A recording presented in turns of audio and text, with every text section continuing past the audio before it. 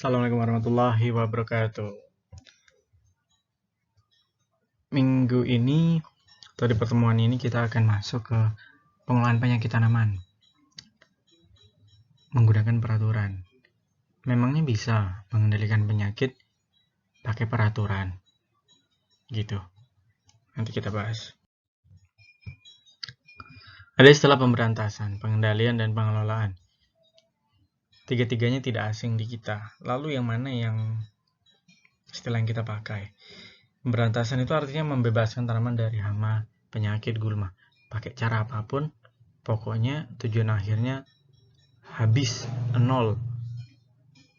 Baik itu hama, penyakit, dan gulma. Itu pemberantasan. Konsekuensi untuk membuat hama, penyakit, gulma ini jadi nol itu besar. Karena teknik yang digunakan kalau nggak mahal, biasanya punya risiko sama lingkungan. Kemudian penggunaan istilah ini bergeser dari pemberantasan menjadi pengendalian. Pengendalian itu usaha penanggulangan baru dilakukan apabila gangguan sudah muncul. Jadi ini ada dulu barangnya, baru kita lakukan pengendalian. Kalau barangnya belum ada, objek pengendaliannya apa dong? Begitu. Pengendalian patogen itu dilakukan setelah muncul. Istilah ini tidak kemudian dibuang.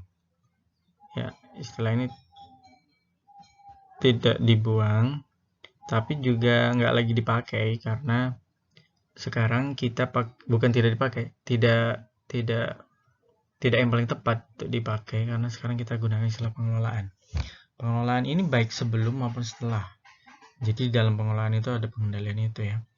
Pengelolaan ini melibatkan fungsi, ada strategi, ada taktik untuk melakukan pengendalian atau pengelolaan, gitu ya. Jadi yang kita gunakan sekarang istilah pengelolaan. Pak, sekarang itu ada istilah pengelolaan penyakit, istilah pengelolaan patogen. Yang digunakan yang mana gitu ya. Mana aja boleh dipakai, karena ketika kita melakukan pengelolaan patogen, secara tidak langsung membuat penyakit itu juga terhambat. Artinya kita juga sedang mengolah penyakit, kan begitu. Tapi dewasa ini muncul paradigma baru, katanya jangan pengelolaan patogen lah, jangan pengelolaan penyakit, katanya gitu. Pengelolaan inang gitu. Jadi paradigma baru tuh membawa kita atau menyarankan kita untuk menggunakan istilah pengelolaan inang. Jadi sebetulnya yang kalau kita ingin agar tidak ada penyakit, tidak ada patogen dalam jumlah besar dan tidak ada kerugian, sebenarnya harus dikelola itu inangnya. Si tanamannya dibuat tanaman yang tahan, ditanam tanaman yang tahan, dipastikan tanamannya tumbuh dengan baik, tidak stres, dipastikan tanamannya tidak berinteraksi dengan patogen gitu. Jadi objek pengelolaan si tanaman katanya begitu. Ya, sementara itu kita gunakanlah semua istilah itu baik maksudnya gitu ya. Nah, teman-teman ke depan ini nanti akan belajar tentang pengelolaan. Baik itu dengan peraturan, dengan kultur teknis, secara fisika, kimia, biologi. Ibarat senjata, teman-teman juga harus tahu bagaimana cara gunakannya. Ya. Misal gini, militer. Kita punya pesawat tempur, kita punya tank, kita punya prajurit yang siap tempur di medan perang. Kita punya kapal, kita punya rudal, kita ada drone. Kita tahu cara pakainya. Tapi menggunakannya kan butuh strategi ya. Kapan pakai tank, kapan pakai pesawat, kapan drone-nya digunakan, kapan prajuritnya maju, kapan prajuritnya mundur, di mana ada backup rudal dan sebagainya. Itu kan ada strateginya. Betul? Nah, strategi itu penting juga untuk dipelajari selain teknik-teknik ya. Kalau ke depan nih teman-teman hanya belajar tekniknya saja, itu artinya teman-teman cuma belajar untuk tahu ada tank, cara ngidupin tank gini, cara nembaknya gini, ada pesawat, cara menerbangkannya begini, nembaknya begini. Strateginya kapan kita pelajari, Pak? Nah, strategi itu kalau di dalam pengelolaan penyakit tanaman disebut sebagai pengendalian hama terpadu. Nanti kita bahas di pertemuan terakhir lebih lengkap. Kita belajar dulu tekniknya, di pertemuan paling akhir untuk review, nanti saya kasih materi pengendalian hama terpadu. Ini adalah beberapa cara pengelolaan atau teknik pengelolaan penyakit atau pengelolaan patogen yang akan kita bahas ke depan. Ketika kita merubah pengelolaan jadi pengelolaan inang, itu sebetulnya baik untuk lingkungan ya. Karena ide itu muncul ketika ada pembahasan tentang manajemen penyakit tumbuhan yang ramah lingkungan gitu ya. Kesimpulannya kita harus merubah paradigma gitulah, dari pengelolaan penyakit jadi pengelolaan tanaman. Konsekuensinya besar, termasuk teknik-teknik ini mungkin juga perlu penyesuaian. Karena memang beberapa itu mengobjekkan patogen sebagai objek pengelolaan. Dan konsekuensinya ada untuk lingkungan gitu ya. Kita pakai, nggak apa-apa, cara-cara ini, hanya nanti kita akan perhatikan hal-hal yang perlu diperhatikan agar ini tetap tidak membahayakan lingkungan gitu ya. Pengendalian dengan peraturan seperti tadi sudah saya buka di awal. Memangnya bisa ya melakukan pengelolaan penyakit, atau di sini nanti kalimatnya berubah ada pengendalian dan pengelolaan sama, maksudnya pengelolaan. Apa bisa melakukan pengendalian dengan peraturan, gitu kan? Peraturan pertama tentu adalah peraturan undang-undang. Jadi yang kita bahas itu undang-undang. Lebih tepatnya nanti kita bahas undang-undang. Walaupun beberapa itu sebetulnya sudah ada peraturan pemerintah tentang itu, atau peraturan menteri, tapi secara umum dulu yang kita pelajari ya. Jadi masih tentang undang-undang. Undang-undang pertama adalah undang-undang tentang budidaya pertanian. Yang baru saja itu akhir tahun lalu, Undang-Undang Nomor 22 Tahun 2019 tentang Sistem Budidaya Pertanian Berkelanjutan. Ini menjadi update dari Undang-Undang Nomor 19 Tahun 92 tentang Sistem Budidaya Tanaman. Jadi kalau teman-teman nanti belajar masih dengan Undang-Undang 19 Tahun 1992 tentang budidaya tanaman, tentang sistem budidaya tanaman, itu belum update berarti ya. Sudah ada yang baru, yaitu Undang-Undang Nomor 22 Tahun 2019 tentang Sistem Budidaya Pertanian Berkelanjutan. Yang ada kaitannya dengan kita ada di bab 9 tentang perlindungan dan pemeliharaan pertanian. Kok pertanian yang digunakan? Karena di dalamnya tidak hanya tanaman, tapi juga hewan. Saya akan cerita per bab, karena memang pembahasannya begitu. Teman-teman tidak usah fokus sama bab atau pasal-pasal ini ya. Teman-teman fokus dengan ide dari kenapa bab-bab ini dibuat aja. Ya, nggak usah fokus, karena memang nggak untuk dihafal ya. Anda kalau mau lihat pasal ini, Anda buka undang-undangnya, nanti saya share undang-undangnya. Yang mau kita pelajari itu ide-idenya ini seperti apa sih, konsepnya apa dari undang-undang itu tentang perlindungan tanaman, itu konsepnya seperti apa, gitu ya. Satu, tadi saya sudah sebutkan, strategi yang dipakai itu untuk perlindungan tanaman itu adalah pengelolaan hama terpadu, PHT, IPM, Integrated Pest Management. Itu strategi yang kita pakai secara umum di pertanian Indonesia. Maka mereka yang nggak pakai ini, mereka nyalahin undang-undang. Semua harus pakai pengelolaan hama terpadu. Karena itu, semua harus tahu apa itu pengelolaan hama terpadu. Karena itu di pertemuan terakhir nanti kita bahas. Itu ada di pasal 8 nomor 1. Artinya itu ada dalam undang-undang inilah. Gitu. Saya nggak ngarang gitu ya. Nggak usah dihafalin pasalnya. Nah, yang menarik ada di pasal 50 itu setiap orang dilarang untuk menggunakan cara pengendalian yang mengganggu kesehatan atau mengancam kesehatan manusia, keselamatan manusia, menimbulkan gangguan dan kerusakan sumber daya alam dan lingkungan hidup. Itu udah ada larangannya, teman-teman. Jadi semua orang yang dalam melakukan perlindungan tanaman menggunakan cara-cara ya yang mengganggu manusia, baik itu kesehatan maupun keselamatan manusia, yang mengganggu dan merusak lingkungan, itu melanggar undang-undang. Gitu loh. Jadi hati-hati dengan itu. Maka semua orang dituntut untuk bisa membuat program pengendalian yang ramah lingkungan dan aman untuk manusia. Gimana caranya? Ya Anda harus tahu ilmunya.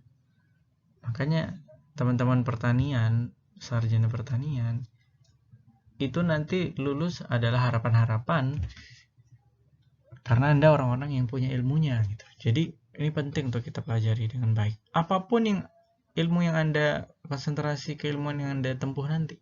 Budidaya kah Anda, pemuliaan kah Anda harus punya basic ilmu perlindungan tanaman karena Anda harus melakukan pemuliaan atau agronomi yang ramah lingkungan, termasuk dalam hal pengendalian. Jadi kita belajar sama-sama lah, gitu ya. Ada yang menarik juga berikutnya adalah pemilik atau penguasa lahan itu wajib untuk melapor ke pemerintah tentang adanya eksplosi atau epidemi ya kalau bahasa kita ya, epidemi atau kalau ketika ada OPT atau hama penyakit baru itu harus lapor. Menurut undang-undang ini begitu. Jadi kalau ditemukan OPT baru itu kan penting ya karena menyebabkan epidemi ya. Kalau ketika kehadiran OPT baru maka harus segera melapor agar dilakukan tindakan pencegahan yang besar oleh pemerintah. Ya. Dan ketika terjadi epidemi karena takutnya itu membuat epidemi di tempat lain juga. Jadi kita bisa mencegah. Kita harus melapor. Idenya gitu, konsepnya gitu.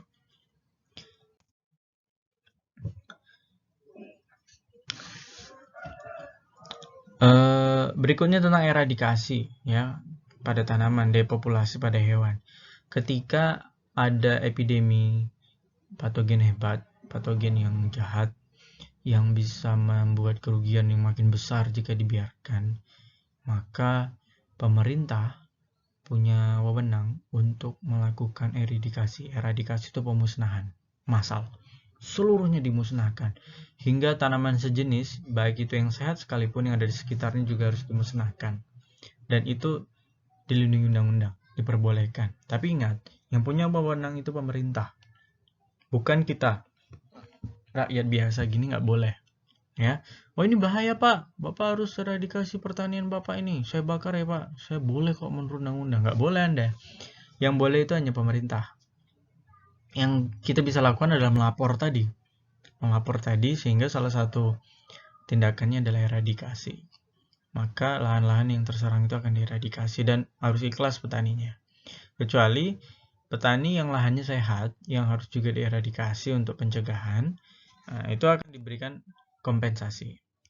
Ya, ini yang kriteria yang mana pemerintah punya wewenang untuk eradikasi itu apabila organisme pengganggu tanamannya tadi itu sangat berbahaya dan mengancam keselamatan tanaman. Itu merugikan kan nanti kan, maka itu boleh. Dan ingat, yang punya wewenang pemerintah. Kompensasi diberikan kepada petani yang lahannya sehat, tapi harus dieradikasi. Diberikan kompensasi. Kompensasi diatur dalam peraturan pemerintah. Oke, ternyata ada contoh eradikasi yang pernah dilakukan ya. Tahun 1914 itu berarti belum masuk dalam undang-undang ini, tapi dilakukan. Artinya gini, eradikasi ini penting teman-teman untuk mencegah kerusakan yang lebih lebar atau lebih luas, kerugian yang lebih banyak. Eradikasi ini penting dan ini memang punya efek yang baik gitu ya. Di mana ada eradikasi? Yang menarik itu yang kopi. Ya, penyakit karat daun pada kopi. Ya, itu ada eradikasi termasuk di Jawa Tengah. Ya. Dulu kopi-kopi kita tuh masuk yang Arabica. Sekarang ya di Jawa tahun 1907. Arabica kualitas baik. Kalau teman-teman sekarang beli kopi yang Arabica rasanya lebih enak. Walaupun itu tergantung selera masing-masing ya. Harganya juga lebih mahal. Sekarang kita kan ganti. Kopi-kopi kita Robusta. Karena kopi-kopi Arabica itu ternyata rentan sama penyakit ini. Maka semua kopi Arabica dieradikasi teman-teman. Saat itu diganti dengan Robusta. Yang menarik tuh terjadi di Sri Lanka. Kebun kopi Arabica di sana juga dieradikasi dan digantinya sama teh. Padahal Sri Lanka ini adalah pengekspor kopi ke Inggris. Dulu orang Inggris itu peminum kopi teman-teman.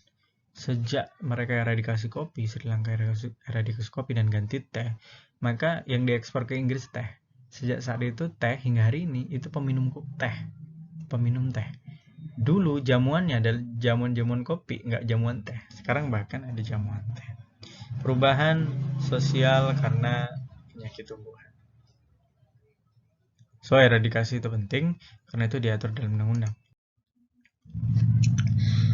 Berikutnya cerita tentang karantina pertanian. Indonesia ini negara kepulauan, ya, negara kepulauan dengan 17.491 pulau. Ya, mungkin lebih kalau sudah ada update yang baru. Sehingga punya banyak biodiversity. Ya. Keanekaragaman ini perlu kita jaga. Betul? Salah satunya dari kemusnahan. Apa yang bisa memusnahkan biodiversity? Penyakit. Kalau kita ngomongin tanaman, biodiversity tanaman kita luar biasa. Apa yang bisa menghancurkan keanekaragaman tanaman? Salah satunya penyakit tumbuhan. Jadi ini nggak tentang penyakit tumbuhan yang dibudidayakan atau diusahakan agribisnis ya, tapi bahkan kita ngomongin biodiversity itu juga diancam oleh penyakit tumbuhan. Nah, ada nih ya penyakit tumbuhan yang belum ada di Indonesia. Tidak hanya penyakit tumbuhan, tapi juga hama tanaman yang belum ada di Indonesia. Nah, kita punya tugas untuk melindungi bangsa kita dari masuknya organisme pengganggu tumbuhan yang belum ada di Indonesia. Gitu.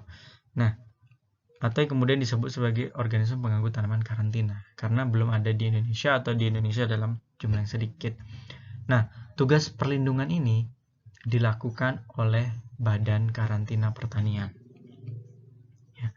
Jadi ada satu badan namanya Badan Karantina Pertanian di Kementerian Pertanian sana, terpusat di Kementerian Pertanian.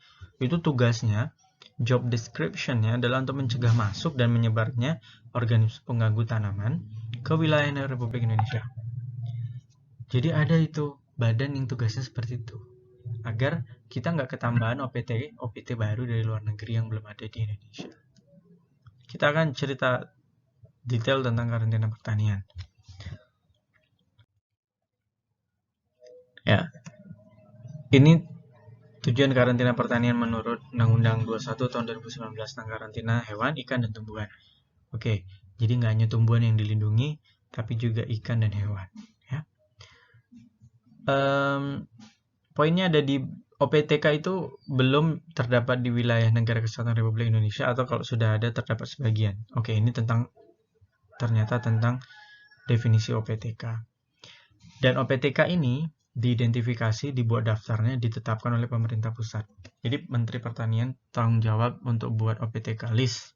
Ada daftarnya teman-teman. Daftar OPT yang belum ada di Indonesia dan jadi ancaman kalau masuk ke Indonesia. Itu ada listnya. Harus daftar. Saya share itu list OPTK di Google Classroom, teman-teman silahkan baca di sana. Listnya ada banyak sekali.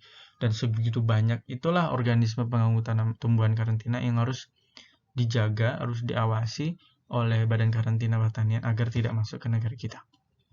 Beberapa itu kalau masuk, menyebabkan kerugian yang sangat besar. Itu harus dianalisa, namanya analisa risiko. Nah, OPTK itu dibagi jadi beberapa golongan dan kategori. Jadi kalau teman-teman ngomongin OPTK, itu nanti ada labelnya. Ya, OPTK golongan berapa, kategori apa, gitu. Selalu ada golongan kategori gitu. Kalau disebut golongan 1, itu artinya OPTK ini tidak dapat dibebaskan dari media pembawanya. Media pembawa itu apa? OPTK penyakit, misalnya penyakit, OPTK karantina berupa patogen. Itu kan bisa masuk ke negara kita melalui media pembawa ya. Media itu bisa buah-buahan yang diimpor gitu misalnya. Atau furnitur, kayu yang diimpor, gitu kan? Atau barang lain, gitu ya. Itu media pembawa. Nah, golongan 1 itu ketika patogen itu nggak bisa dibebaskan dari media pembawanya. Nggak bisa dibebaskan. Contohnya apa? Patogen itu ada dalam apel.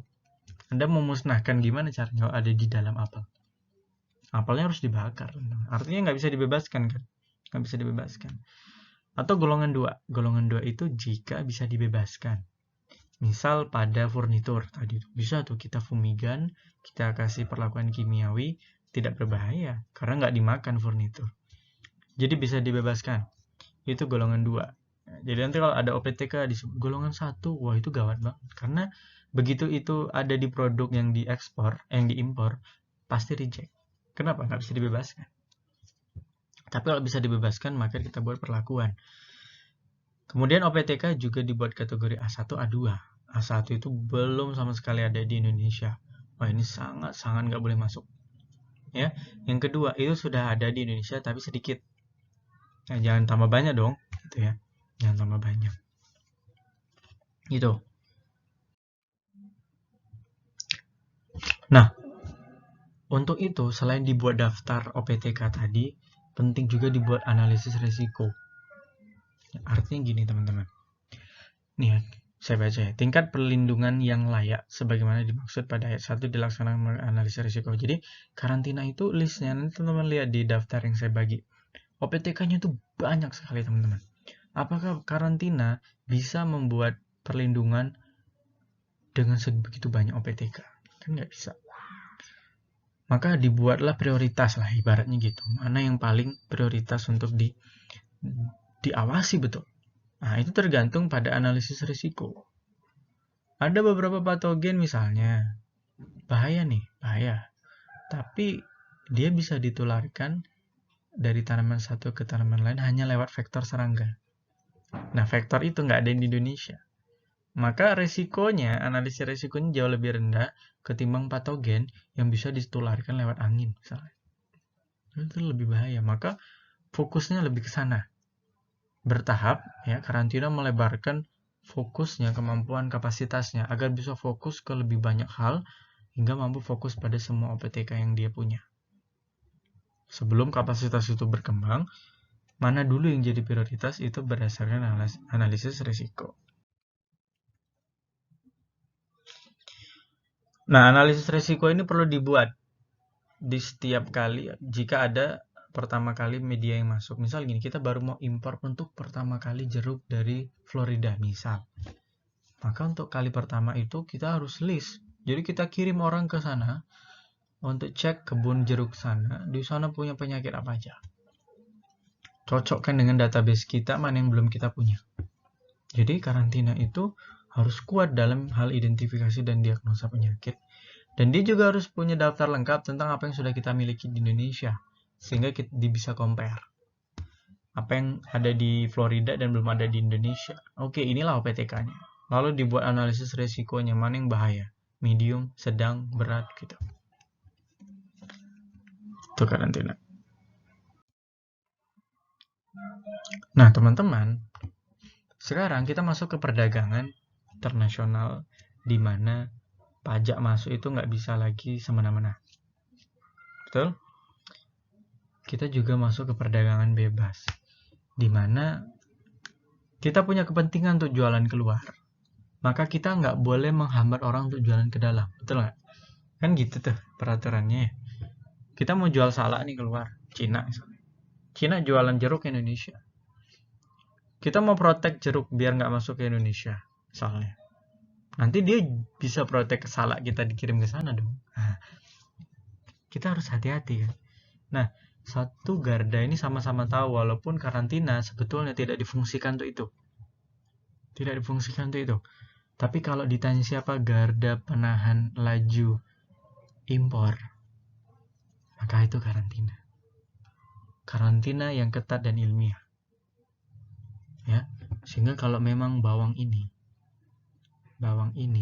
mengandung OPTK dan bahaya dan tidak bisa dibebaskan, maka kita bisa tolak untuk masuk ke wilayah negara Indonesia.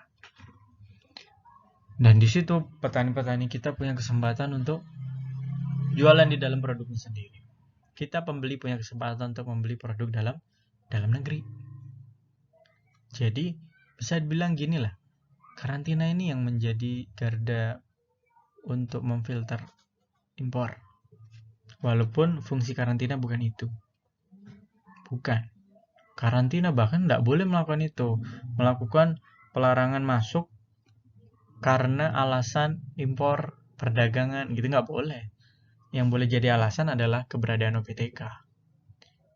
Kalau OPTK-nya ada nggak bisa dibebaskan, tanamannya tidak sehat, membahayakan, reject. Itu yang boleh jadi alasan.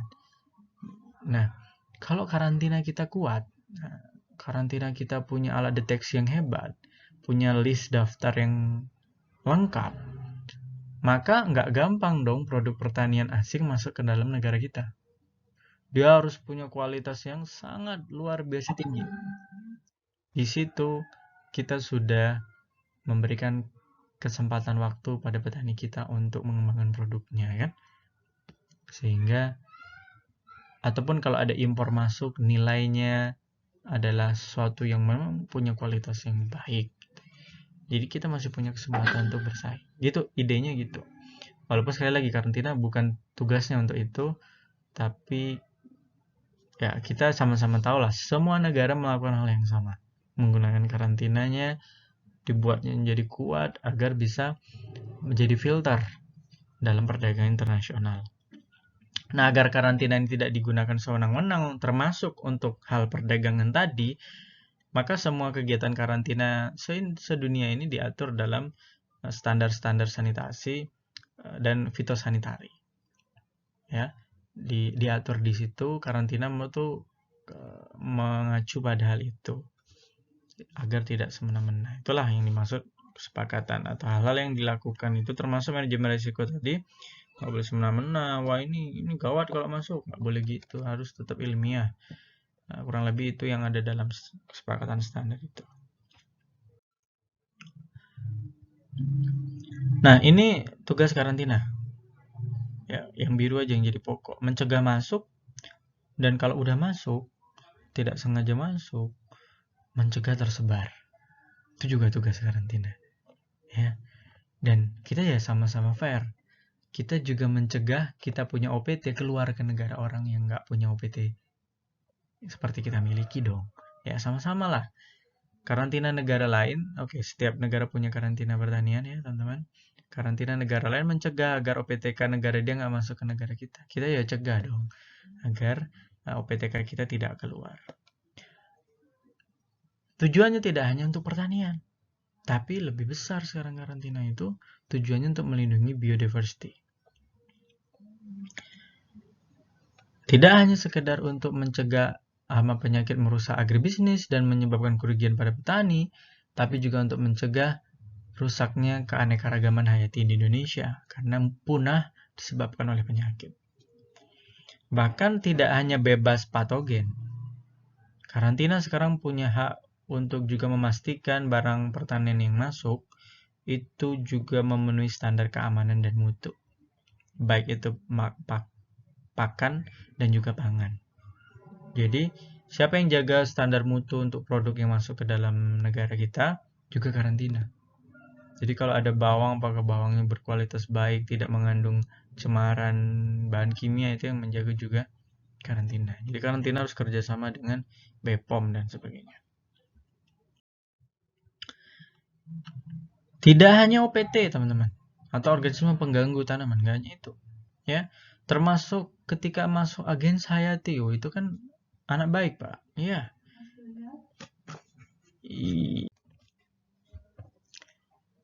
Walaupun agensi hayati itu tidak mengganggu tumbuhan, tetapi dia bisa mengancam keanekaragaman hayati Indonesia. Pokoknya masuknya spesies baru atau di sini disebut alien species, spesies asing itu bisa mengancam biodiversity karena bisa aja melakukan antagonisme, kompetisi dengan keanekaragaman hayati Indonesia. Maka tidak hanya OPT yang dilarang masuk, agens hayati atau jenis asing invasif, jadi invasive alien species termasuk yang nggak boleh masuk. Mungkin kalau ada alien dari luar angkasa mungkin karantina juga yang akan cegah, saya nggak tahu karena itu mengancam biodiversity, alien species, why not gitu kan. Nggak tahu lah, kita nggak tahu, saya pun nggak tahu. PRG, produk rekayasa genetik yang masuk ke dalam juga. Kenapa? Karena itu tanaman-tanaman jenis baru, bisa aja tanaman-tanaman jenis baru, misal produk tanaman jenis rekayasa genetik ya, itu punya tingkat resistensi yang berlebih sehingga mengancam keanekaragaman mikroorganisme yang ada di dalam tanah. Ya, bisa aja dong. saking tahannya dia terhadap OPT, termasuk terhadap mikroorganisme yang nggak ada salah apapun dalam tanah misalnya. Jadi produk rekayasa genetik itu termasuk juga diawasi oleh karantina. Dan produk-produk yang bisa mengganggu kesehatan manusia, hewan, ikan, dan tumbuhan, serta kelestarian lingkungan. Termasuk mencegah untuk keluarnya produk-produk itu dan satwa langka. Jadi siapa yang mencegah satwa langka dan sumber daya genetik liar Indonesia ini keluar, itu juga karantina. Gitu ya. Nah, badan karantina pertanian ini ada di setiap daerah di negara kita. Di Jogja ada, di depan Transmart kurang lebih lah. Itu ada, di situ ada badan karantina pertanian kelas 2 Yogyakarta. Yang terdekat ada juga di Semarang. Di setiap daerah ada, terutama lagi di daerah tempat masuknya produk-produk pertanian. Ada. Dan setiap karantina ini petugasnya berjaga di setiap pintu masuk. Bandara, pelabuhan, kantor pos, itu terminal berjaga di sana. Nah, walaupun ada di setiap daerah, tetapi karantina ini tidak di bawah pemerintah daerah, tidak di bawah pemerintah kabupaten ataupun pemerintah provinsi. Karantina ini ada di bawah pemerintah pusat, dalam hal ini Kementerian Pertanian. Jadi Kementerian Pertanian di bawahnya ada satu eselon 1 itu karantina pertanian Republik Indonesia gitu.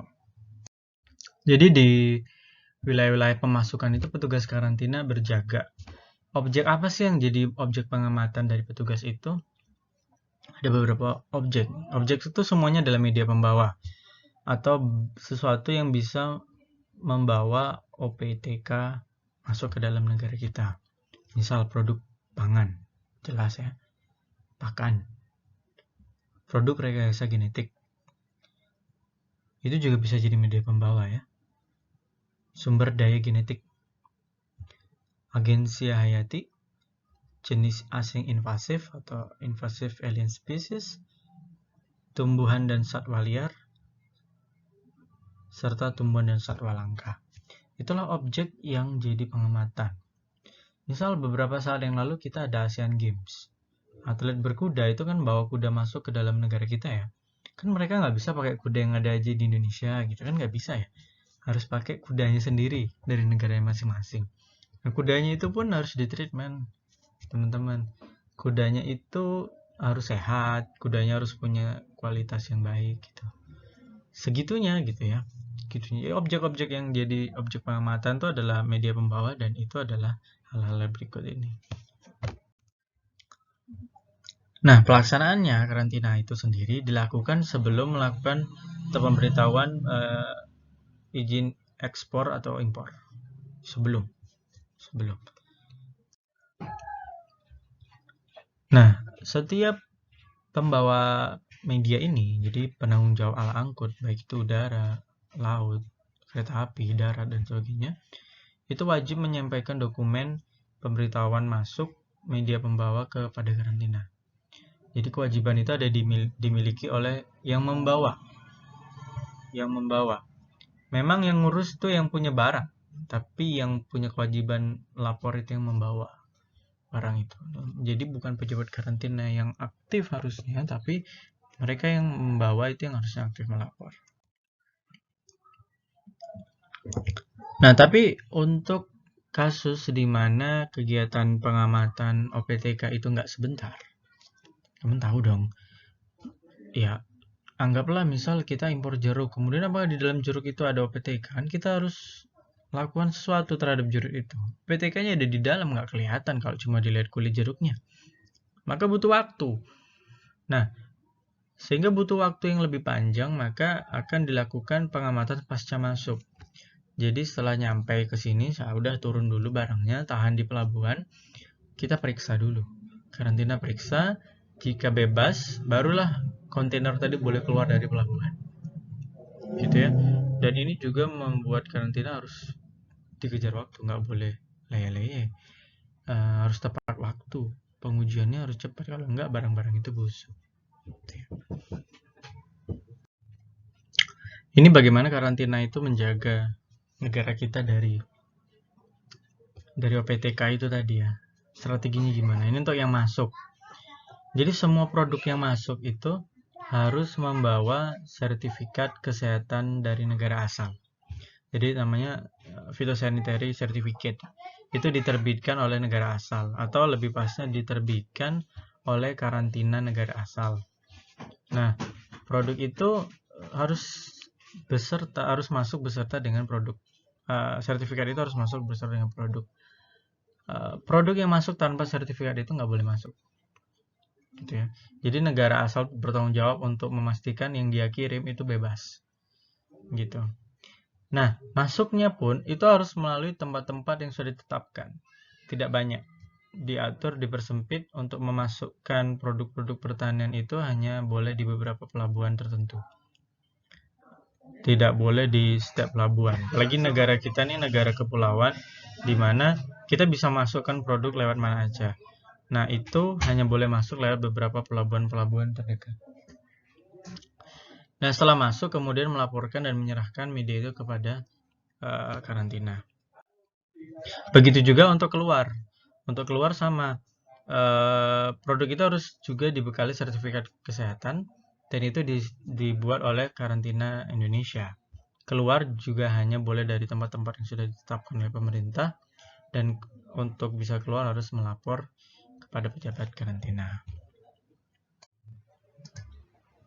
Ini adalah alur ketika ada media pembawa yang masuk ke negara kita ataupun yang akan keluar. Pengguna jasa atau yang bertanggung jawab atas barang itu bertugas melapor ke karantina. Saya akan jelaskan jika prosesnya berjalan dengan sesuai ya. Pengguna jasa akan melapor ke karantina, dan kemudian petugas karantina akan melakukan pemeriksaan dokumen. Di sini ada syarat di mana proses akan dilanjutkan hanya jika dokumennya sudah lengkap, sah, dan sesuai. Bila sudah lengkap, sah, dan sesuai, maka petugas karantina akan melakukan pemeriksaan terhadap media pembawa itu. Tujuannya untuk tahu apakah media pembawa itu membawa OPTK atau tidak. OPTK Indonesia jika barang itu masuk, atau OPTK negara tujuan jika akan dibawa keluar. Pemeriksaan itu pertama kali dilakukan secara fisik atau klinis ini ya. Jadi pemeriksaan itu pertama kali dilakukan secara visual. Berikutnya, pemeriksaan itu juga mungkin dilakukan dengan mengadakan pengasingan. Ketika barang itu tidak bisa diperiksa dengan cepat atau butuh masa inkubasi sehingga harus didiamkan dulu, maka barang tersebut akan didiamkan di satu tempat pengasingan. Sambil diasingkan, dilakukan pengamatan. Didukung juga dengan pemeriksaan laboratorium. Apabila terdapat OPTK dan bisa dibebaskan dari media pembawa itu, maka dilakukanlah perlakuan. Tujuannya untuk membebaskan media pembawa itu dari OPTK tersebut. Tentu ada media pembawa yang tidak bisa dibebaskan, atau OPTK yang tidak bisa dibebaskan dari media pembawanya. Dalam hal ini, jika bisa, maka dilakukan perlakuan. Atau jika tidak ditemukan penyakit, atau ketika dilakukan perlakuan dan diakhiri dengan tidak ditemukan lagi penyakit, maka media pembawa tersebut bisa dibebaskan. Ya, bisa dibebaskan. Pembebasan ini nanti akan memperoleh sertifikat kesehatan, ya, sertifikat kesehatan dan juga sertifikat pelepasan. Itu jika prosesnya lancar. Kembali sedikit ke atas ke bagian pengamatan ini, ya, pengamatan di instalasi karantina. Jika ditemukan OPTK dan tidak dapat dibebaskan, ya, maka akan dilakukan penolakan. Ya, dilakukan penolakan. Jika ditolak, maka produk itu harus dikembalikan ke negara pengirim. Biasanya ini memakan biaya, sehingga kebanyakan memilih untuk tidak membawa kembali pulang dan mempasrahkan barang itu dimusnahkan oleh karantina.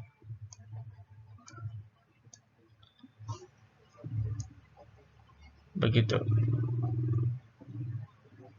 Jika dalam pemeriksaan visual, fisik sudah ditemukan langsung, ya, terdapat OPTK, maka juga langsung dilakukan penolakan.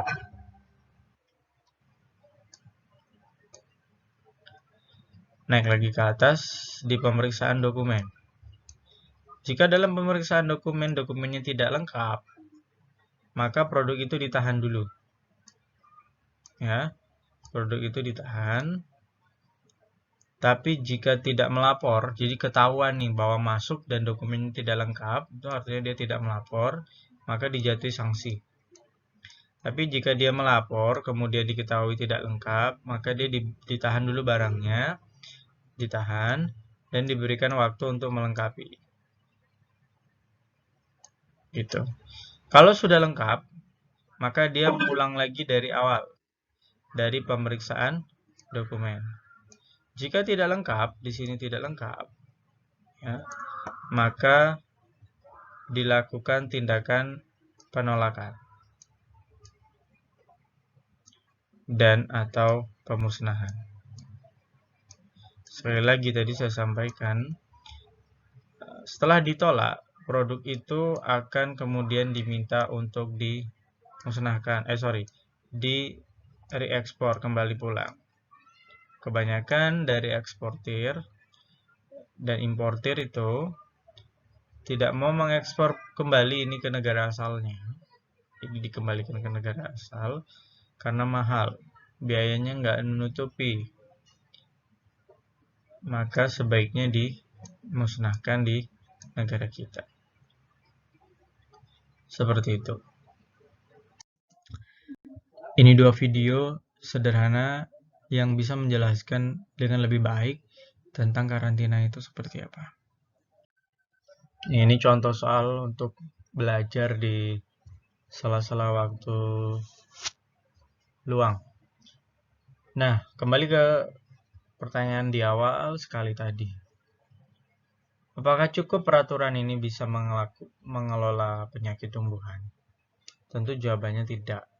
Tapi tanpa peraturan, kita tidak punya hukum yang menaungi tindakan-tindakan pengelolaan. Dan peraturan ini memberikan kita satu komando, membuat kita punya satu tujuan bersama. Karena pengelolaan penyakit tidak bisa dilakukan sendiri-sendiri atau per daerah. Semua itu harus terkoordinasi, dilakukan serentak. Itulah pentingnya peraturan. Meski peraturan yang kita pelajari ini sifatnya nasional semua, ya, untuk pengelolaan dalam skala nasional. Tapi sekali lagi, pengelolaan ini tidak bisa menyelesaikan masalah hanya dengan peraturan ini tidak bisa menyelesaikan masalah hanya dengan peraturan. Kita butuh menggunakan cara-cara pengendalian lain untuk dipadukan, ya. Mengingat tadi dalam peraturan juga disebutkan bahwa pengelolaan penyakit tumbuhan itu dilakukan dengan prinsip pengelolaan hama terpadu, PHT. Seperti apa itu PHT? Apakah sekedar memadukan? Tidak, ya. Ini sebuah strategi. Seperti apa itu strateginya kita bahas di pertemuan terakhir. Sekian, Assalamualaikum warahmatullahi wabarakatuh.